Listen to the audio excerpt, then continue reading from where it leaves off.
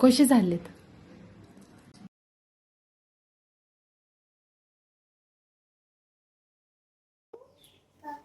आज आपण बनवणार आहोत कांदे पोहे. कांदे पोहे हा खूप कॉमन जे पदार्थ आहे आणि तो प्रत्येकालाच येतो. पण काही लोकांचे पोहे फार गिजगा होतात किंवा काही लोकांचे फार कोरडे होतात. तर मी आज तुम्हाला बेसिक पासून सांगणार आहे, जे बॅचलर्स आहेत वगैरे त्यांना, की त्यांच्यासाठी काही टिप्स देणार आहे की त्यांचे पोहे छानच होते. तर प्रमाण कसं घ्यायचं, कारण की प्रमाण पण चुकतं. काहींना करायला जातात 3 प्लेट होतात 5 किंवा 6 असं.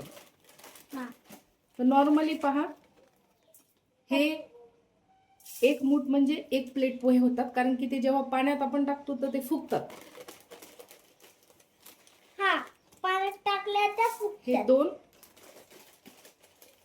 आणि हे 3, कारण मी 3 प्लेट पोहे बनवणार आहे, तर हे प्रमाण आहे. आता मी तुम्हाला दाखवते की पोहे कसे धुवायचे किंवा भिजवायचे.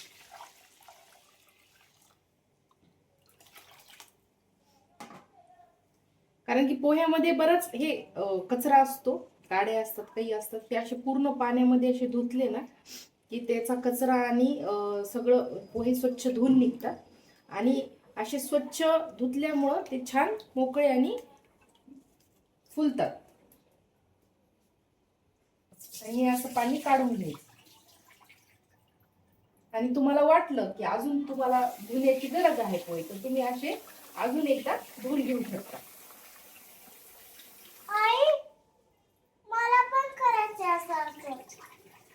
नाही, त्याला तांदळाला असं धुवावं लागतं, त्याला नाही धुता येत. हो का? त्यातलं सगळं पाणी काढून घ्यायचं आणि पोहे ठेवून द्यायचे. आपण जे भिजवलेले पोहे आहेत, आपण ह्याच्यामध्ये हळद आणि मीठ ह्याच्यात टाकणार आहोत. जेवढं पोह्याला लागतं तेवढंच मीठ ह्याच्यात टाकायचं. नंतर आपल्याला कांद्यामध्ये पण टाकायचं. हे मिक्स करून घेतले, हळद आणि मीठ टाक. आपल्याला साहित्य लागणार आहे: लसण, हिरवी मिरची, कोथिंबीर, कढीपत्ता, कांदा आणि कच्चे शेंगदाणे, जे की आपल्याला तळून घ्यायचे. चला तर मग आपण पोह्याला फोडणी घालूया. पोह्यासाठी मी वापरत आहे खोबऱ्याचं तेल, पोह्याला छान लागतं. आणि आपल्याला ह्याच्यातच शेंगदाणे तळून घ्यायचे आहेत.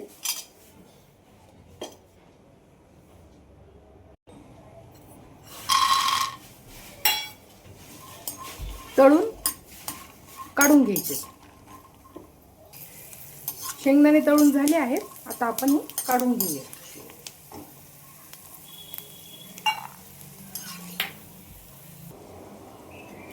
आता त्याच तेलामध्ये फोडणी घालूया. मोहरी,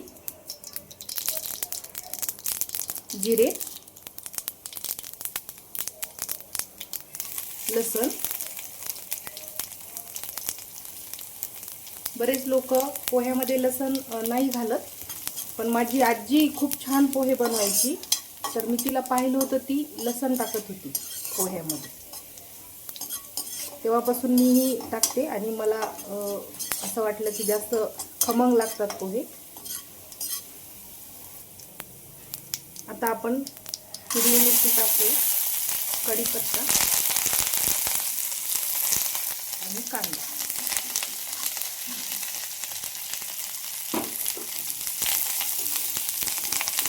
कांदे पोहे असल्यामुळं आपल्याला कांदे प्रमाण असं आहे की 1 प्लेटला 1 कांदा, मीडियम साईजचा.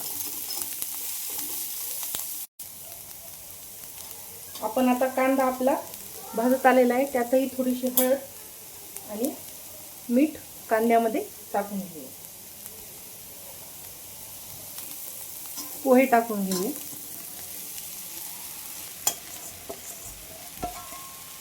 पोह्याला भाजून एक वाफ देऊ.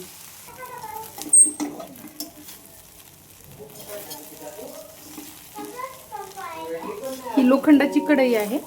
लोखंडाच्या कढईमध्ये पोहे केल्याने आपल्या शरीरात आयर्न वाढतं, म्हणून ज्या गोष्टीत आपण लोखंडाची कढई वापरू शकतो तिथे वापरावा.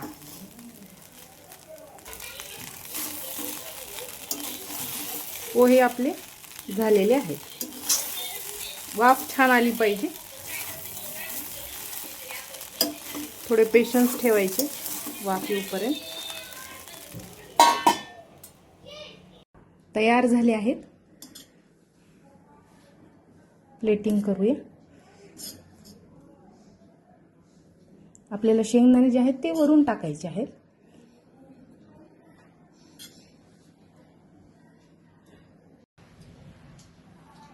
आपले पोहे तयार झाले आहेत.